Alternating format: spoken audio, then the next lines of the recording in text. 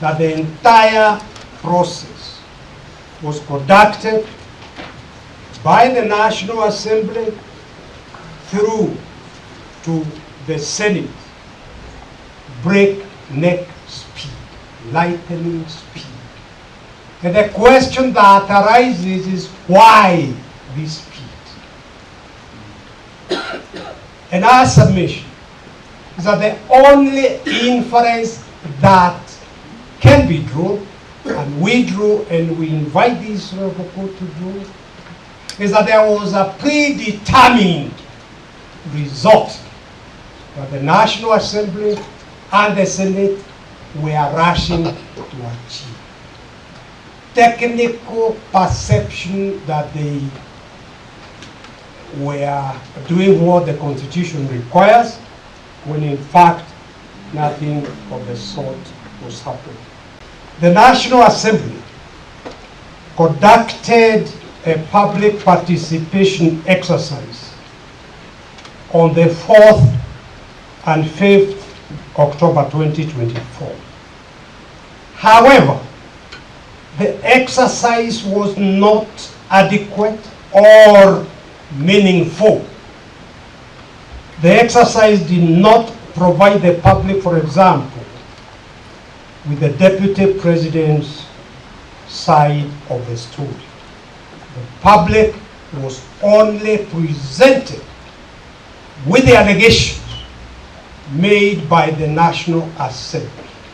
And our submission is that if there is going to be effective public participation, it was essential for the public to be presented with what the Deputy President was saying.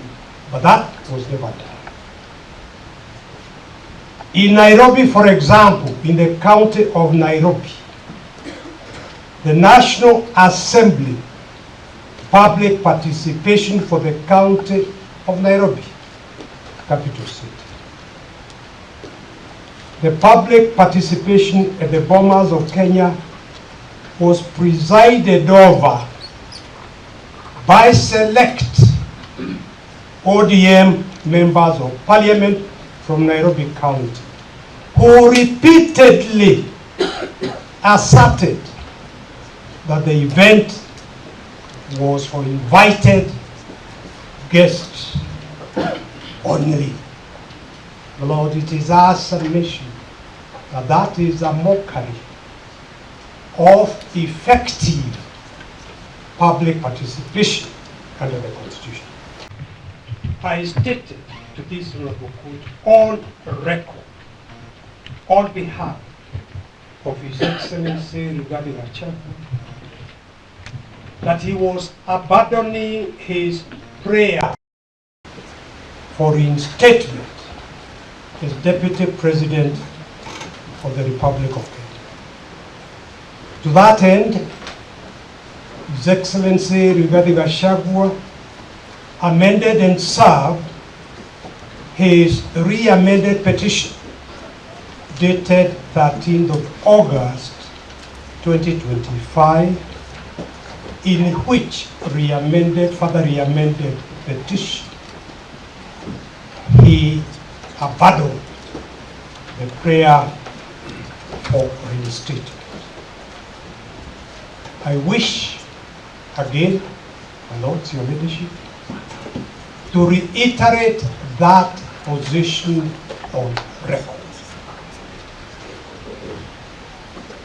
My lords, the prayers of the first petitioner are set out in prayers A to R in the said further amended petition, which, as I have said, is dated 13th of August 2025. The core of those prayers can be summarized as follows. One, the question, if this court agrees with our submissions, the question of the unconstitutional impeachment.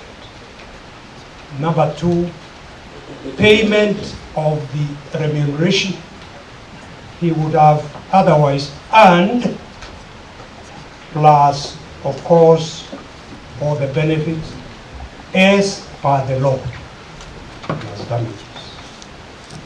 Finally, for the period of 2.5 years that His Excellency Rigathi Gachagua served as the second Deputy President of the Republic of Kenya, it is our submission that Article 151 of the Constitution is fully applicable, and I invite your Lordship and your leadership to have a look at that Article 151 when you retire.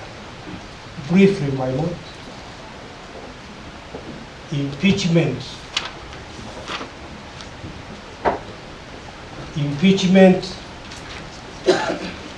cannot and could not have been retrospective. That is the submission.